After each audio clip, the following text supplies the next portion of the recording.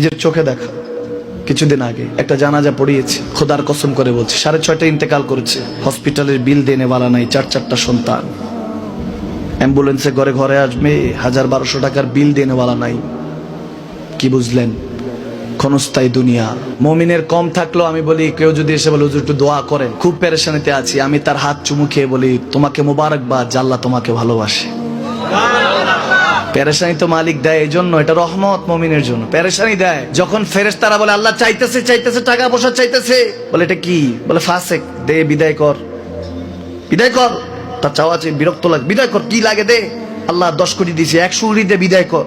মুমিন যখন চাইতে থাকে আল্লাহ আমাকে কিছু লাগবে, যখন একটু করে চায় আমার মাটাকে সুস্থ করে দাও, বাবাটাকে আল্লাহ আমার স্ত্রীকে, আমার আমাকে একটু তৌফিক দাও, চাইতে থাকে মুমিন। আল্লাহ বলে যখন ফেরেশতারা দেখে মুমিন চাচ্ছে, দেরি করতে পারে না, তাড়াতাড়ি খাজানা নিয়ে দিতে নেবে, আল্লাহ বলে রাখোস না, এত তাড়াহুড়া কিসে? তার চাওয়ার মধ্যে তো প্রেম আছে, একটু চাইতে দেস না।